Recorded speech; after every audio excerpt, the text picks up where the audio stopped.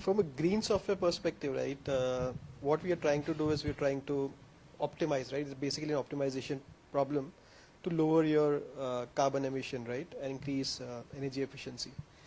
And if you look at probably from an AI perspective, there are two classes of model we look at, what we call classical AI and generative AI. Classical AI is the standard machine learning where you do experiments, write recommendations and so on. And if you look at that from an efficiency perspective, there are various aspects you can bring in from a green software perspective. For instance, how do you do training optimally using the right set of hardwares? Now there are various standardized chips available, right, which can be deployed both at the training time as well as inference time to lower your carbon emissions. Right, from a data augmentation perspective also a lot of experiments have been done, right? How do you do data augmentation and training in a way that is more optimized? So from a classical angle, there are a lot of strategies you can build in from to bring in green software aspects and lower the carbon impact. Now from a generative AI perspective, that's three players I would say, right, in large language models.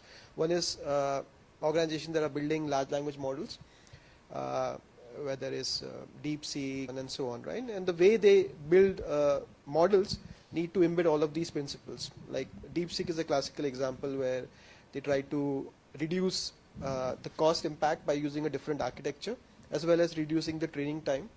Also they optimize at the hardware level, so they use GPUs as well as, and they looked at efficiency at the CUDA level itself, which is the native programming language. So they try to build in efficiency at various levels, and this actually can be good research problems to solve, right? How do you do optimization at both the hardware level and the software level probably from an optimization perspective. Then there are organizations which are fine-tuning it. I mean, taking the model and building on top of it. Like you see retrieval augmented systems being developed and so on. Again, in that, how do you build in the whole energy aspects? Like if you're now there are various storage mechanism available, right? Vector storage, provide all of these capabilities. But a lot of software engineering aspects comes in terms of how do you do optimized query, how do you do caching and so on. So that's the aspect organization can follow. And third is the usage side, where organizations are just using an LLM provider. Like when you use ChatGPT system, right, or using a user interface, you're typically calling a ChatGPT system.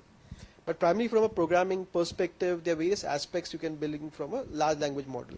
What we call as something called green prompt engineering, right? Where if you are giving prompts to a LLM system, how can you make it greener so that you could avoid a round trip? Like for instance, if you're asking 10 queries to the system, can you compress it to 1 or 2 queries, right? So that's the innovation you can bring in.